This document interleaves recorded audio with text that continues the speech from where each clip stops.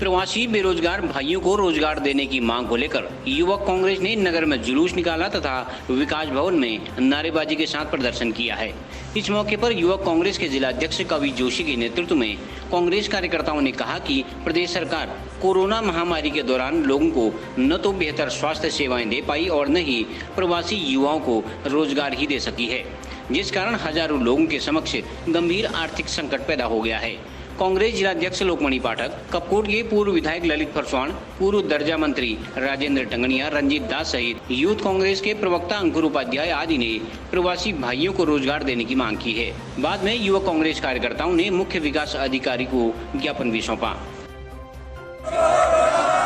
मनरेगा के तहत रोजगार दो, मनरेगा के तहत रोजगार दो। पिछले साल जब लॉकडाउन लगा था, तेजबंदी हुई थी, तो उस वक्त सबसे ज़्यादा मार इस लॉकडाउन की होटल व्यवसाय में पड़ी थी। और आप तो जानते हैं कि गांव के ज़्यादातर युवा 80% युवा जो कम पढ़े लिखे हैं, जो अकुशल हैं, वो सारे होटल लाइन से जुड़े हुए हैं। तो फलतः होटल लाइन से जुड़े हैं तो सबसे ज़्यादा मार उन्हीं में पड़ी। वो लोग घर आए, घर आने के बाद सरकार ने उनको आश्वासन दिया कि आपको मनरेगा के तहत रोजगार दिया जाएगा। ठीक है, गांव-गांव मनरेगा के तहत रोजगार सृजित किया गया, लेकिन 1-1.5 महीने के बाद वो काम खत्म होने के बाद वो लोग बेचारे फिर से बेरोजगार हो गए। उसके बाद दूसरा लॉकडाउन भी लग गया। दूसरा लॉकडाउन लगने के बाद अभी तक मनरेगा में कोई भी विकास कार्यों की सूचना, विकास कार्यों का खाका इस गांव तो छोड़िए पूरे क्षेत्र पंचायत में नहीं पहुंचा है।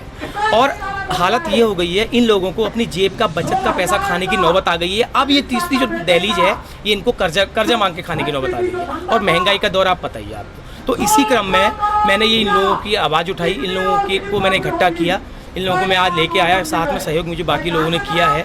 तो मेरी मांग है इन लोगों से, जो इस संबंधित विभाग के जो अधिकारी हैं, कि सैकड़ों विकास योजनाएं लंबित पड़ी हैं अभी, तो उनको पुनर्जीवित किया जाए और इन लोगों को उस योजना में रोजगार दिया जाए। लेकिन 204 रुपये रोजगार अब 2015-16 का नहीं चलेगा। कम से कम 500 रुपये पर डे का रोजगार इन लोगों को होना चाहिए। 204 रुपये में कुछ नहीं होता।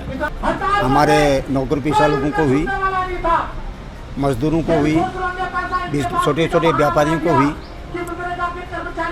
अभिप्राय है कि पूरा देश इसकी चपेट में आया।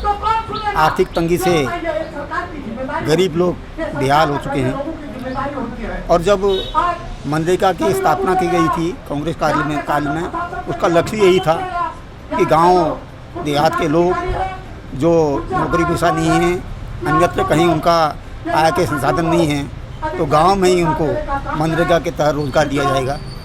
तो ये योजना लागू की थी, जो बहुत सफल रही। जब पहला कोरोना काल में अनेक प्रवासी लोग बम्बई, दिल्ली, कलकत्ता, हैदराबाद, बंगाल से यहाँ आए, तो उनको सरकार ने आश्वासन दिया कि हम प्रवासी बंधुओं को रोजगार देंगे,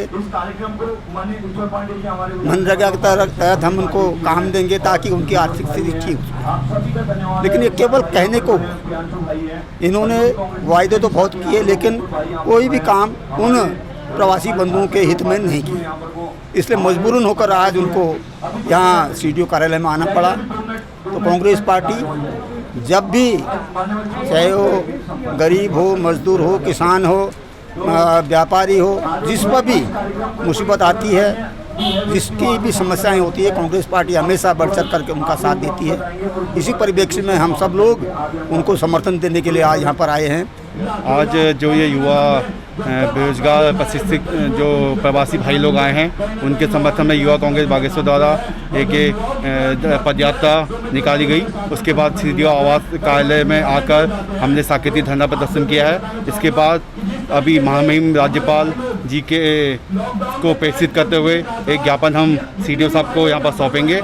इसमें हमारी ये मांग है कि लगभग 1-1.5 साल हो चुका है कि जो प्रवासी बेरोजगार यहाँ घर वापस आए थे लॉकडाउन के समय पे, उन लोगों को कहीं ना कहीं मनरेगा, ना कहीं अन्य जगहों पर सरकार द्वारा अभी तक कहीं रोजगार देने की कोई भी कार्य को प्रगति नहीं मिल पाई है। इसी के विरोध में आज युवा कांग्रेस ने यहाँ इनके समर्थन में धरना दिया है। और अगर ये जल्द ही प्रवासी बेरोजगारों को रोज़गार नहीं मिलेगा तो जल्द ही हम पूरे बागेश्वर जिले के 30 से 40 हज़ार जो प्रवासी बेरोजगार हैं उनको एकजुट करके महाआंदोलन करने के लिए बाध्य होंगे, जिसकी पूरी जिम्मेदारी सरकार और प्रशासन की होगी।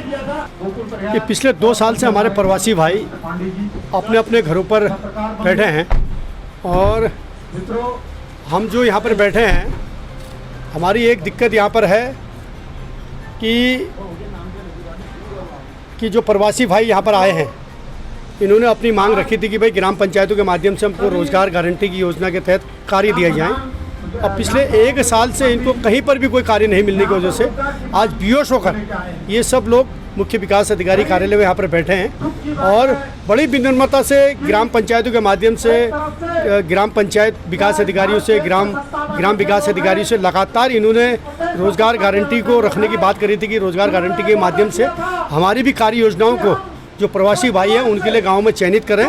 लेकिन दुर्भाग्य है कि इन 1 साल से ज़्यादा बीतने के बावजूद भी जब इनको रोज़गार नहीं मिल पाया है तो आज ये बेहोश होकर मुख्य विकास अधिकारी कार्यालय में यहाँ पर पहुँचे हैं। और हमारे जो सीमी नरकोल के हमारे भाई लोग हैं, जहाँ पर यूथ कांग्रेस बागेश्वर के हमारे अध्यक्ष कवि जोशी जी के नेतृत्व में भाई चंद्रशेखर पांडे जी हैं, सीमी नरकोल से लेके जो पूरे हमारे इधर को डोबा धारी और इधर हमारी चामी कोयराली से लेके हमारी पूरे जो अमतोड़ा तक के जितने भी साथी हैं जो प्रवासी हैं, उन सब लोगों ने रोज़गार के लिए एप्लीकेशन लगाई थी। नहीं मिलने की वजह से मुख्य विकास अधिकारी कार्यालय में पहुँचे हैं और आज मजबूरी में जब इतना बड़ा कदम उनको उठाना पड़ा तो कहीं ना कहीं हम चाहते हैं कि मुख्य विकास अधिकारी जरूर इनकी बातों पर संज्ञान लें और जो अपने अधिकारियों को, जो इनके ग्राम पंचायत विकास अधिकारी हैं, ग्राम प्रधान हैं, उनसे तत्काल दिशा निर्देश करें कि भैया मनरेगा के तहत इनके लिए भी कार्य योजना स्वीकृत करके इनको भी रोज़गार गारंटी योजना के तहत गाँव में रोज़गार सुनिश्चित करें।